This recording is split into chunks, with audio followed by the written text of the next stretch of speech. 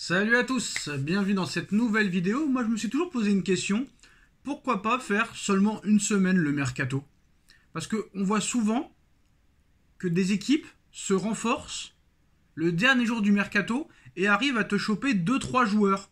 Alors que la veille, quand il restait plus que 2 jours de mercato, la presse n'avait même pas sorti leur nom. On se rappelle de Navas, de Mauro Icardi, de Sergio Rico lors du dernier mercato de 2019.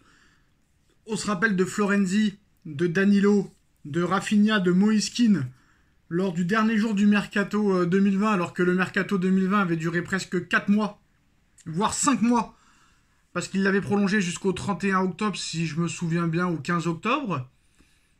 On a vu en 2021, Paris arrive à prendre Nuno Mendes à la dernière minute du mercato.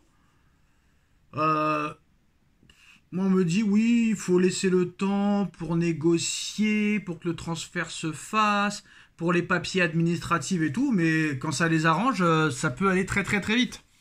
Donc voilà, moi je comprends pas, c'est un peu inutile de faire 3 mois de mercato, alors que des fois le jour le plus long c'est le dernier jour, et c'est là que beaucoup de transferts se font. Quoi qu'il en soit, pour les anciens du football, des années 90 comme moi, je n'ai jamais vu un mercato aussi pourri. C'est-à-dire que même dans les années PSG pourries, t'avais un minimum. Mais là, là c'est quand même assez faible. Hein.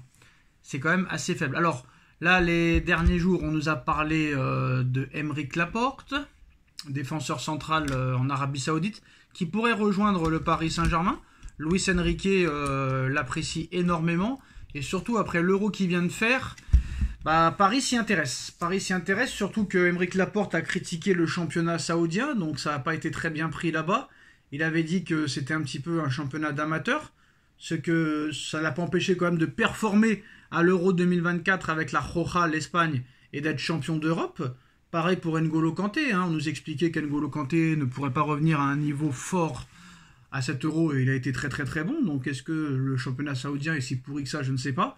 Puis ça va être compliqué au niveau salaire, parce que certes, peut-être que Paris est des pigeons, mais Paris, c'était à l'époque que c'était des pigeons. Maintenant, le plus gros salaire du club, c'est Marquinhos, 13 millions d'euros.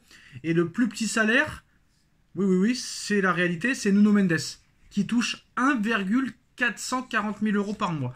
Donc, faut savoir de quoi on parle. Après, là, on nous explique que Paris va officialiser dans les prochains jours, mais ça fait depuis jeudi soir que ça doit être officialisé, et apparemment des problèmes administratifs empêchent très clairement d'officialiser l'arrivée officielle de Joao Neves au Paris Saint-Germain. On nous parle de Désiré Doué, mais Doué il va rejoindre le Bayern de Munich apparemment. Kimmich ne veut pas venir. Osimhen c'est trop cher. Julián Álvarez. Alors Julián Álvarez, ce sera apparemment le dossier le plus chaud une fois que le dossier Joao Neves sera bouclé. Paris attend de boucler l'arrivée de Joao Neves pour attaquer très fort et très sérieusement et finaliser ce dossier aussi de Julián Álvarez pour 70 millions d'euros. Donc normalement, si on comprend les choses, Paris veut Joao Neves, ça va être officialisé normalement dans les prochains jours, si Dieu veut. Et après, Paris va s'attaquer au dossier Monsieur Julián Álvarez. Paris cherche aussi un deuxième milieu de terrain. Pour l'instant, on ne sait pas, vu que Doué est en partance pour le Bayern et que Monsieur Kimmich ne veut pas venir. Paris cherche aussi un défenseur central. On parle de Aymeric Laporte. Le problème, c'est que vous allez me dire que je me répète, mais Kimpembe ne va pas revenir tout de suite. Hernandez blessé jusqu'au mois de janvier. Nuno Mendes qui peut se blesser à tout moment. Skriniar pas au niveau. Marquinhos vieillissant qui baisse d'année en année. Voilà. Après, il y a Moscardo qui est arrivé, certes, mais Beraldo n'est pas fiable à 100%, même loin de l'être. Il n'y a pas vraiment de concurrence à Hakimi, même si Mukiele, je pense, pourrait être utile. C'est compliqué, c'est compliqué. On peut se poser même la question de savoir s'il va y avoir des recrues réellement. Mais on nous explique aussi que Paris réserve des grosses surprises et pourrait tenter un très gros coup d'ici la fin du mercato le 31 août. Rien ne dit que ce gros coup se fera, mais on nous dit très clairement que Paris fera une offre officielle pour un très gros joueur et d'un montant qui dépasserait les 200 millions d'euros, et on parle soit de Vinicius Junior, soit de Lamine Yamal. Comme vous le savez, le FC Barcelone a de très gros problèmes financiers Laporta n'a pas vraiment réglé les choses. Il a vendu son âme, hein, il a vendu tout ce qu'il pouvait vendre au Barça, de la cantine aux voitures, aux sponsors, au Camp Nou, à la chaîne de télé, aux maillots, etc., etc., etc. Et là, ils veulent finaliser officiellement l'arrivée de Dani Olmo pour 60 millions d'euros, mais ils ont vraiment du mal à le faire. Ils ont vraiment du mal à le faire. Donc, on parle d'une offre formelle de 250 millions d'euros pour Lamine Yamal d'ici la fin du mercato. Il y a de grandes chances que le Barça la refuse, mais si le Barça ne trouve pas de solution réelle pour se renflouer, ils ne pourront peut-être pas refuser. Parce que, attention, rien ne nous dit que Lamine Yamal, ça va être dans la durée. Lamine Yamal est phénoménal pour l'instant, mais il ne faut pas qu'il nous fasse une Ansu Fati ou une Odegaard, etc., etc. Après, Ansu Fati et Odegaard, ils n'avaient pas gagné l'Euro comme Lamine Yamal. Donc, je ne pense pas que Lamine Yamal prendra cette tournure. Il ne faut pas oublier que sa femme l'a trompé. Peut-être qu'il a envie de changer d'air, je ne sais pas. En tout cas, Paris pourrait faire une offre de 250 millions d'euros et pourrait en faire une aussi au Real pour Vinicius Junior, histoire de faire de la place à Mbappé, même si on sait que ça va être compliqué quand même de faire cette recrue-là, même si Paris nous a prouvé qu'avec des Neymar à 222 millions à 25 ans au Barça, des Mbappé à 18 ans à Monaco, des Cavani, des Zlatan Ibrahimovic, des Messi, etc., etc., ils avaient prouvé que rien n'est impossible dans le football. Donc on verra ce qui se passera. Pour le moment, les priorités, c'est Joao Neves, Julian Alvarez. Paris n'oublie toujours pas Inaki Williams, hein, parce que moi, j'ai quand même du mal à croire que Inaki Williams, avec l'Euro qu'il vient de faire avec l'Espagne, se contente de jouer l'Europa League et de jouer seulement la 5e ou 6e place avec Bilbao. J'ai quand même du mal à le croire. Honnêtement. Après, peut-être qu'il veut faire plaisir à son club.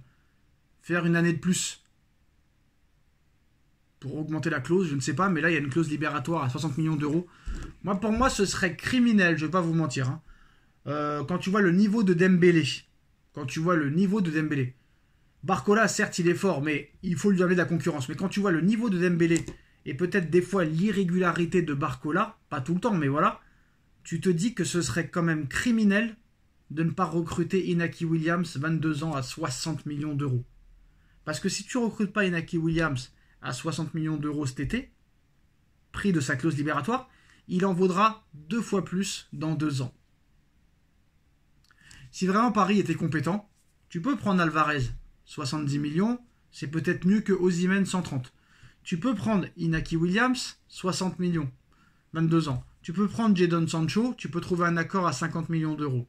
Joao Neves, pourquoi pas, 70 millions d'euros, peut-être un autre milieu de terrain moins cher, 2 défenseurs centraux qui peuvent peut-être jouer latéraux, et là tu fais un bon mercato. C'est pas dur le football en soi, et surtout que là, Inaki Williams, 60, c'est pas 222 Neymar. Jadon Sancho, 50 millions, c'est pas Mbappé 180. Alvarez, 70, c'est pas Osimhen 130.